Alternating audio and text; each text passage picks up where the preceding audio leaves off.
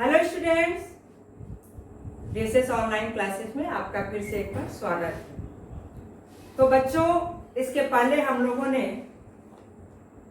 पहले वाला जो वीडियो देखा था गुरु और चेला, उसी का शेष भाग आज मैं आप लोगों को बताने जा रही हूँ।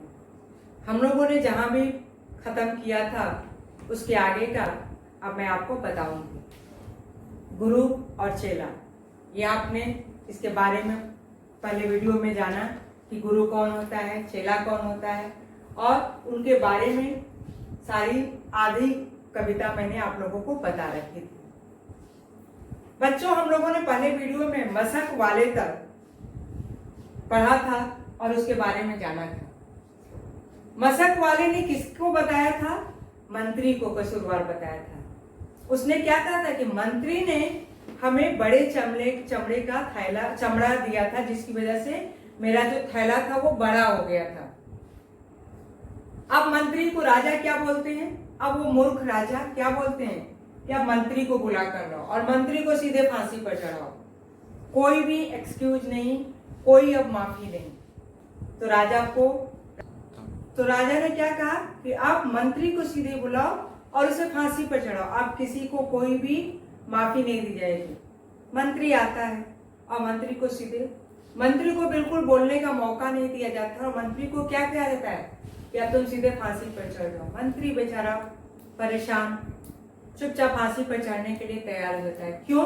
क्योंकि उसे पता है कि यह हमारे देश का जो राजा है वो मूर्ख राजा, हमारे नगर का जो राजा है वो मूर्ख राजा है, उसके सामने कुछ भी कहना बेकार है। उसके बाद बच्चों क्या होता है?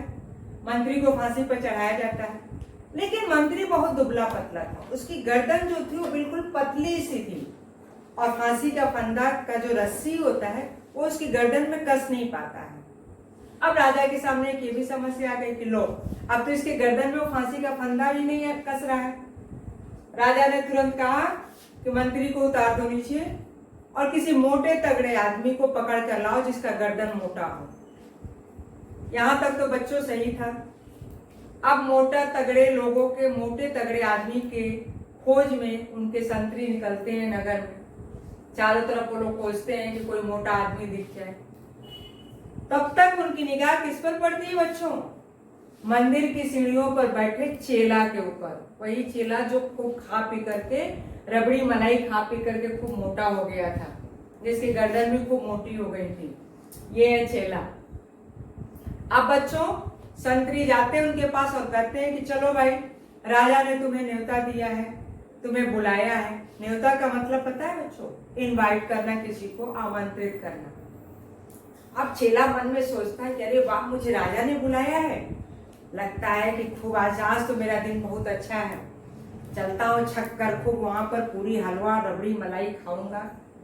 अब चेला तो ये सोचता है कि राजा ने मुझे स्वागत के लिए बुलाया है, लेकिन ये क्या, चेला बहुत खुशी खुशी जाता है और वहां जब पहुंचता है तो वहां का तो नजारा ही कुछ और होता है और वो देखकर बिल्कुल क्या हो जाता है, सॉफ्ट हो जाता है, आश्चर्यचकित हो जाता है। वो सीधे ही देख के कहता है, अरे ये क्या महाराज, आपने मुझे यहाँ क्यों बुलाया है? राजा बोलते हैं कि चुप रहो, बक ना करो, जाओ फांसी पर चढ़ जाओ।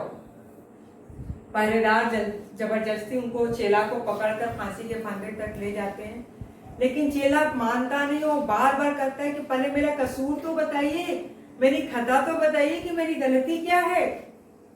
राजा कहते चुपचाप फांसी पर चढ़ो, बक बक मत करो। बक बक का मतलब बोलो नहीं, ज्यादा बोलना।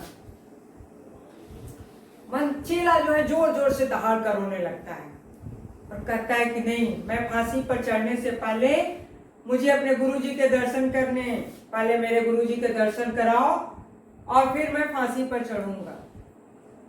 अब चेला सीधे रो रो कर क्या करता है कि पहले मेरे गुरुजी को बुलाओ और तब मैं फांसी पर चढ़ूंगा। राजा कहता रोक दो फांसी, जाओ इसके गुरु को बुला कर ले आओ। कहाँ है तुम्हारा गुरु? तो वो चेला बताते हैं कि पास के नगर में मेरे गुरुजी रहते हैं। संतरी जाते हैं और उनके गुरु को पकड़कर ले आते हैं। गुरुजी जब आते हैं और चेला को देखते हैं फांसी के फंदे के पास खड़ा, गुरुजी तुरंत ये बात समझ जाते हैं कि मेरे चेला पर, मेरे शिष्य पर मुसीबत आ गई है। अब राजा, अब तो जो गुरुजी थे उनको ये समझते देने लगी कि मेरे शिष्य पर मुसीबत आन पड़ी है। वो सीधे बच्चों समझ जाते हैं कि मैटर क्या है, मामला क्या है। अब जो चेला है, जो शिष्य है, वो गुरुजी को देखते ही जोर जोर से दहाड़ मार कर रोने लगता है, गुरुजी मुझे बचा लीजिए, गुरुजी मुझे बचा लीजिए। गुरुजी जाते अपने चेले के पास, अपने शिष्य के पास, और धीरे से उसके कान में कुछ बुदबुदा कर कहते हैं, एक मंत्र फूंकते हैं। मंत्र मतलब कुछ बताना।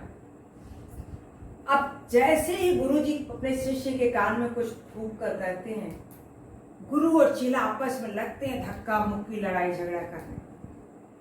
अब वहां जो संतरी थे, जो जल्लाद थे, जो राजा थे, वो ये देख करके आश्चर्य हो जाने में पड़ जाते हैं, कह रहे ये क्या हुआ, ये अचानक दोनों लड़ने क्यों लगे गुरु और चेला। तो गुरु क्या कहते हैं, नहीं चेला, नहीं शिष्य, मेरे रहते तुम फांसी पर नहीं चढ़ोगे, फांसी पर पहले मैं चढ़ूंगा। तो शिष्य क्या बोलता है, नहीं महाराज, मेरे रहते आप फांसी पर नहीं चढ़ सकते, मैं फांसी पर चढ़ूंगा। और ये मैं के चक्कर में दोनों एक दूसरे को खूब धक्का मुक्की देते हैं। गुरु जी कहते हैं मैं फांसी पर चढ़ूंगा, और शिष्य कहता है मैं फांसी पर चढ़ूंगा।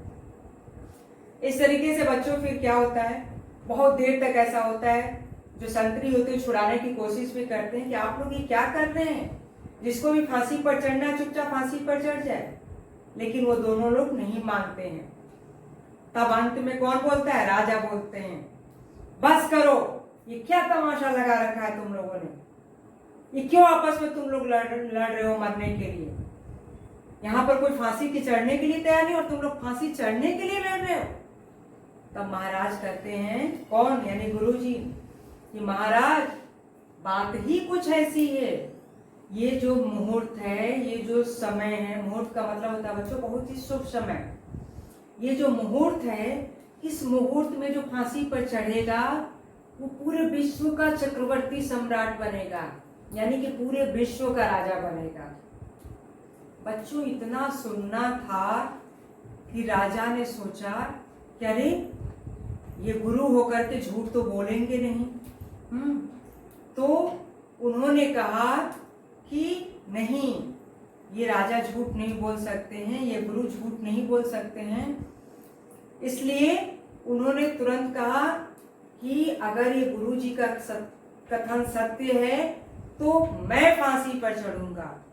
और राजा ने कहा कि महाराज आप रुक जाइए, ना तो आप फांसी पर चढ़ेंगे न ये फांसी पर चढ़ेंगे, मैं यहाँ का राजा हूँ और मैं फांसी पर चढ़ूंगा।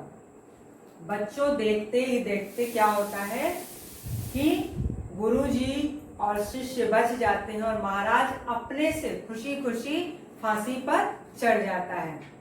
तो बच्चों जैसे ही वो फांसी पर चढ़ते हैं पूरे राज्य में बधाइयां बजने लगती हैं, पूरे राज्य में गाजा बाजा बजने लगता है, लोग खुशी से एक दूसरे के गले मिलने लगते हैं।